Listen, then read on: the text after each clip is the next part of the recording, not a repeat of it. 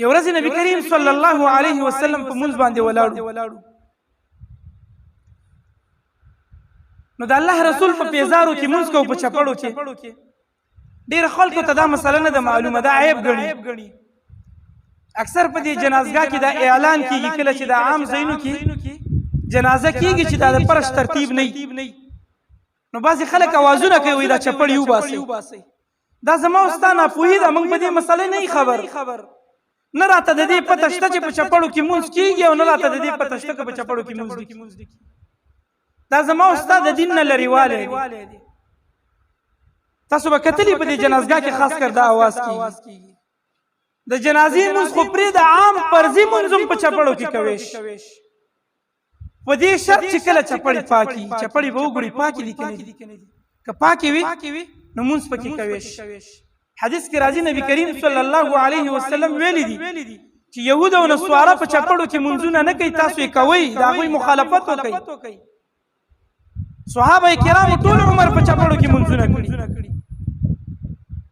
نو د دې د وجې نه دا مسله چې مونږ چاته بیان کړو بیا مونږ ته وایي ولې تاسو نه کوئ.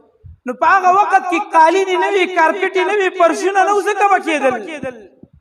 اوس خو قالینې رالې، کارپېټې رالې، ځکه یې نه کوو. که چپړې راوړو هر سړی چپړې راوړي نو د جومات د ګندګۍ خطره ده که نه ده؟ نو د دې د وجې نه یې موږ نه کوو. خو دا خو منو چې محمد رسول الله کړی دی. ته ما سره په ډاک کې ودرېږه، زه ښه په جهر په چپړو سکوم. د دې د وجې نه په چپړو کې جنازه کول یا عام مونځ کول دا جایز په دې شرط باندې چې چپړې پاکي. دغه وخت کې په دې چپړو باندې ګندګي نه نښتي په دې شرط. نور خو چپړې داسې شی دی چې په دې کې ګرځي، کله به ګنده شي کله به پاک شي. خو چې کله ګنده شي او د هغې نه پس وچ ځای راځي، خاوره راځي که نه راځي؟ خاوره د طهارت شیز دی که نه؟ خاورې سره شیزونه پاکېږي. نو په دې خاوره چې ته کوم دا چپړې راښکاږي دې سره چپړې پاکې شي. مخکې ګنده شوې وي دا خاوره وچه خاورې پاکې. نو نبی کریم صلی الله علیه وسلم ته جبریل علیه السلام راغلی، ورته ویلي چې محمد رسول الله په چپړو کې د ګندګي ده وباسه. د الله رسول په مونځ باندې ولاړ دی او چپړې ویستلې.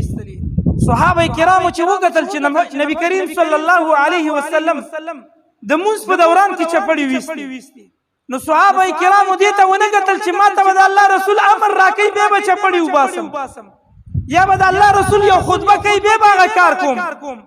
خو سره به چې په مونځ کې ولیدل چې د الله رسول چپړې ویستې، ټولو صحابه کرامو چپړې ویستې. د الله رسول چې سلام وګرځو صحابه کرامو یې تپوس وکړو تاسو ولې وکړو؟ نو جواب یې ورکړ رأیناک، د الله رسوله ته مو لیدلي چې تا په یو کار باندې وینو موږ کوی شو چې هغه کار ونکړو. دا زموږ نه چېرته کیدی شي چې ته یو کار کې او موږ یې هغه نه کوو.